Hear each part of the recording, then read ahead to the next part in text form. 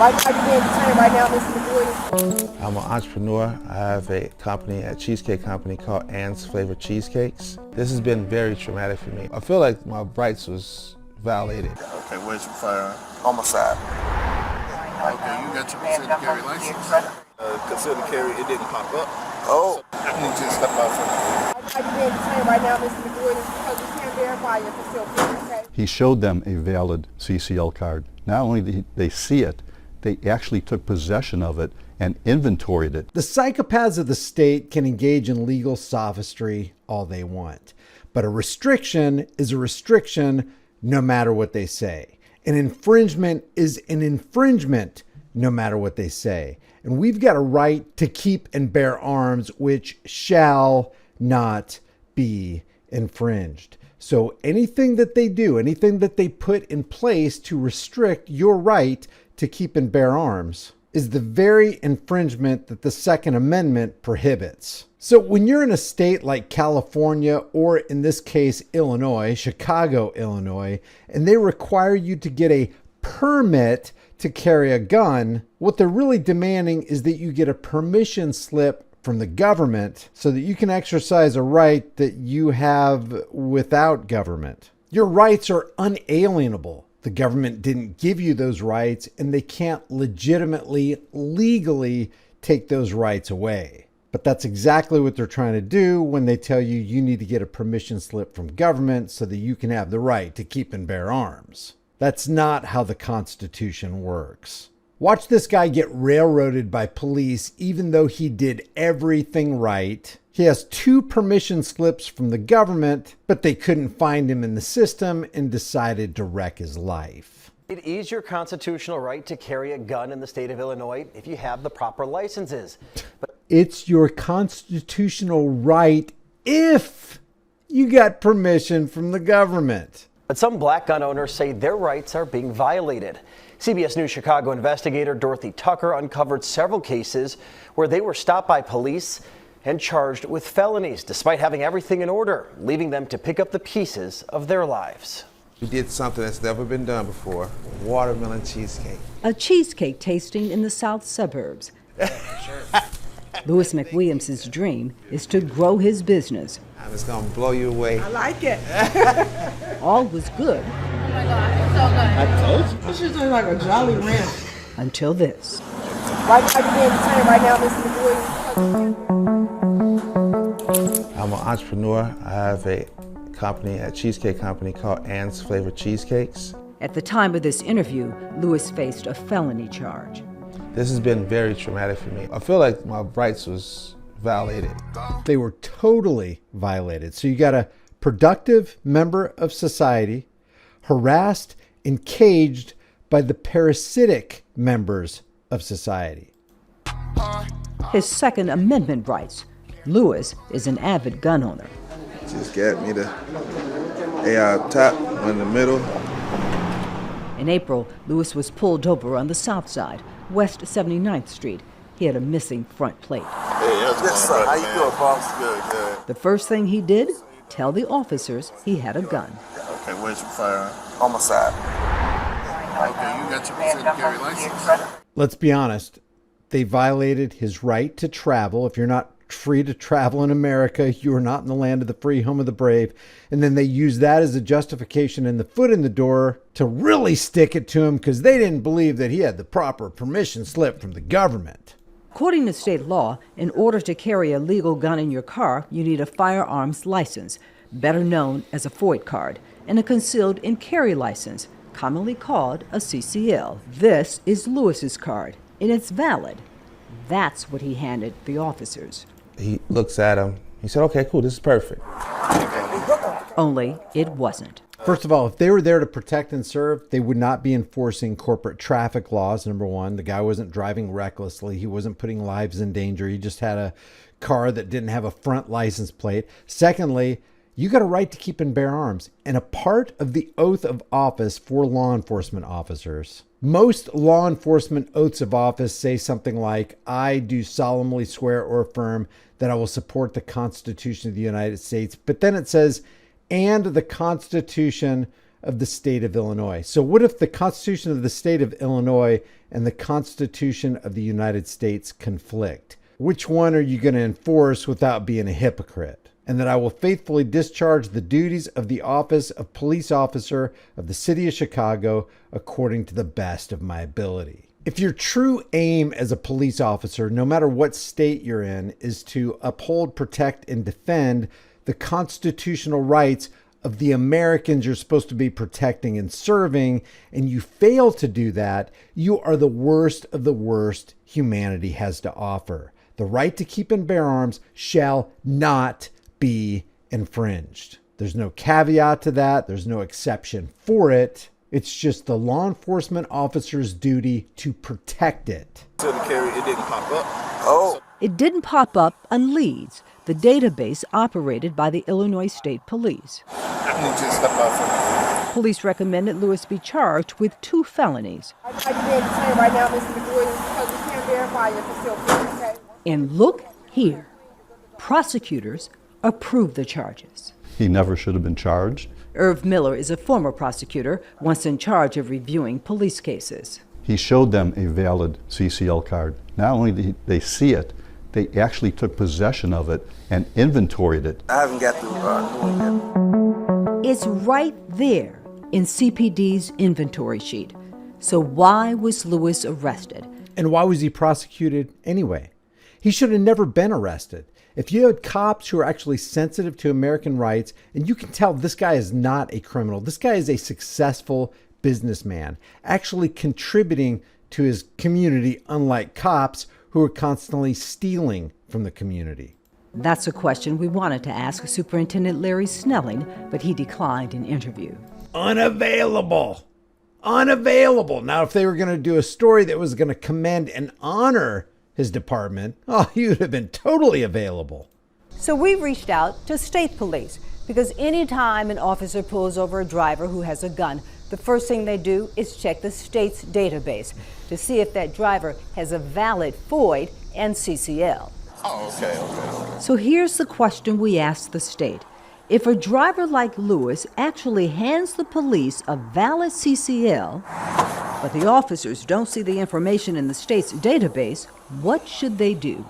The state replied, the officers should not take any law enforcement action as it relates to a potential FOID CCL violation.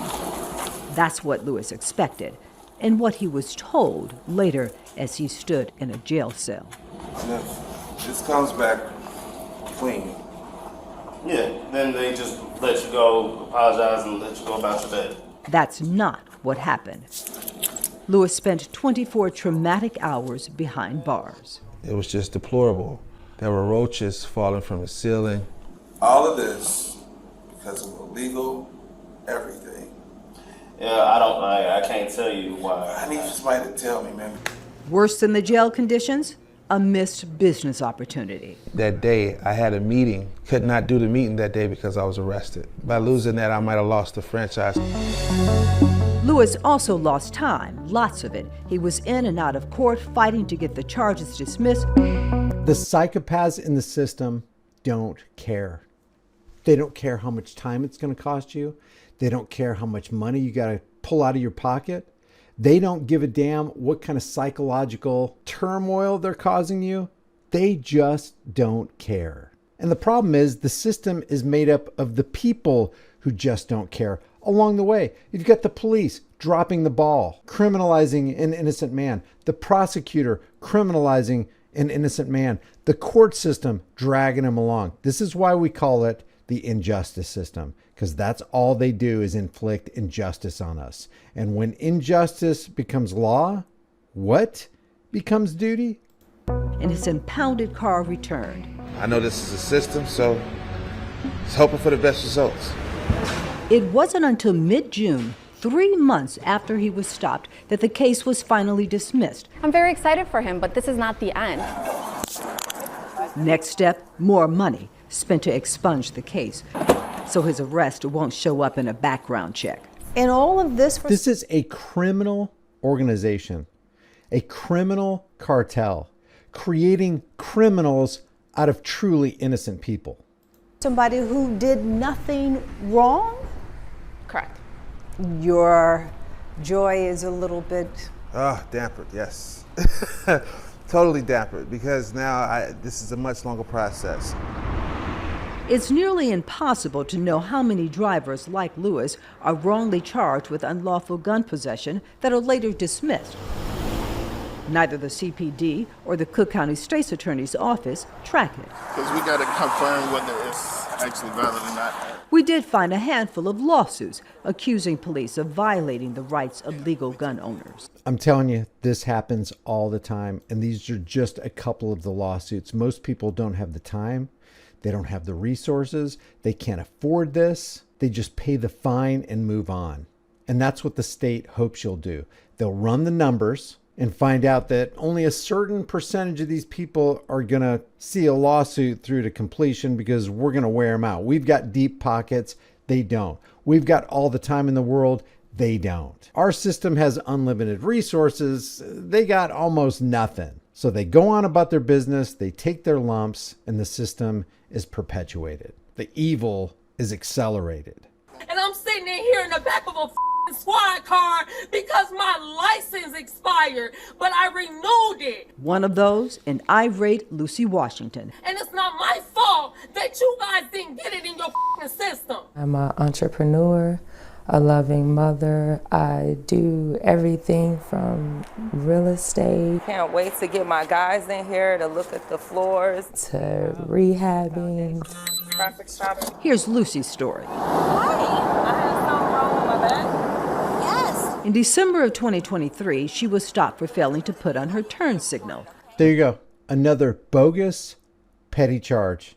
Another reason for these psychopathic cops to stick their foot in the door of your life and come in with the wrecking ball. All under corporate traffic code, land of the free, home of the brave. Without hesitation, she volunteers. I am concealed and carry.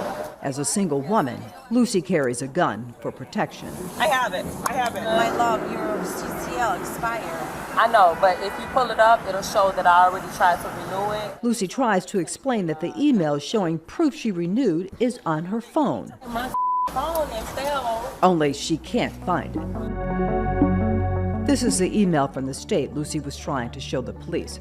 It says if you apply for renewal, you're eligible to possess a license. Oh my God, are you serious? Can I please look for my phone? Please, give me like 5 more minutes to look for my phone. And it sounds like the officers weren't going to accept the email under any circumstances.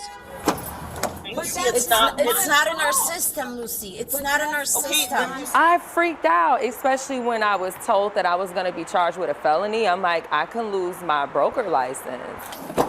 Like Lewis, Lucy's felony charge was eventually dismissed. She also got the case expunged, but she's still living with the trauma. If you search a property that is in my name, my mugshot shows up next to it. It's embarrassing. This is pure defamation of character. These people are not criminals.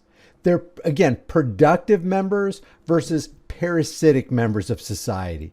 Now, how do I explain to someone like, oh no, I was innocent? If they did nothing wrong, again, why were Lewis and Lucy arrested? We posed that question to Phil Smith. And I'm honored to testify today. Smith is the president and founder of the National African American Gun Association. Membership, more than 50,000. Outrage, anger, frustration, not again. Those are the conversations and statements that are going in my head when I hear about another black person being stopped illegally, being arrested illegally when they've had all their stuff together.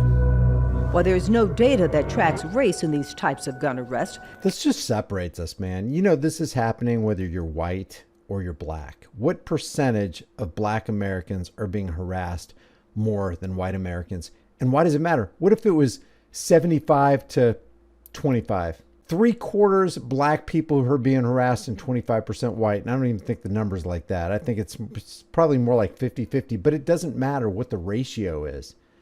Americans are getting economically terrorized. They're getting felonies slapped on their records. They're getting their rights trampled and infringed upon in the land of the free, home of the brave. That's what's going on. Everybody should stand together and band together. I don't care if you're black, white, Hispanic, Asian. We are Americans. This is the land of the free. We have a Second Amendment that's not going to be infringed upon, and we're not going to submit to any of your restrictive infringement, bow down to daddy government and get a permit slip garbage. Smith points to America's disturbing history of black people with guns being unjustly killed by police. If you look at other communities, they have firearms all over the place, and it's okay. They go to Macy's, they go to Walmart, they go shoot and hunt, and it's okay. This is so ridiculous, bro. I felt defeated, you know? I felt defeated. And I felt like nobody had my back. That's how they want you to feel.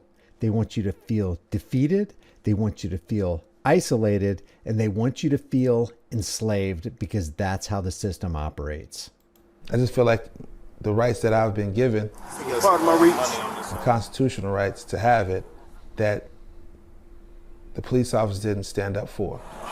These cops are killing you. You weren't given those rights. Nobody gave you those rights. Nobody can rightly take them away. That's what we have to understand.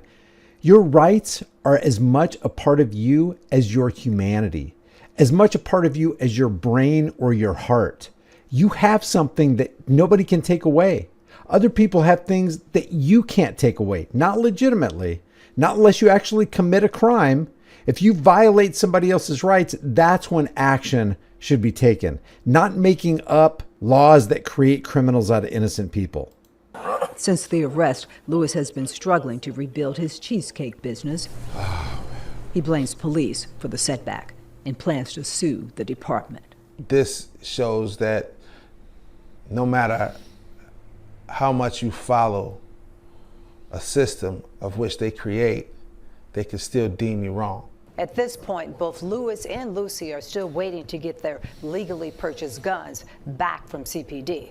Both the state's attorney's office and the state police declined to be interviewed. Of course they declined, because their MO is to walk in darkness and to do what they're told regardless of what is right. Leave your thoughts about this for the world and the global thought police in the comments below. If you want to support this channel, grab a shirt, become a channel member, like this video, share this video, subscribe to the channel, hit the bell notification icon, and I will see you in the next one.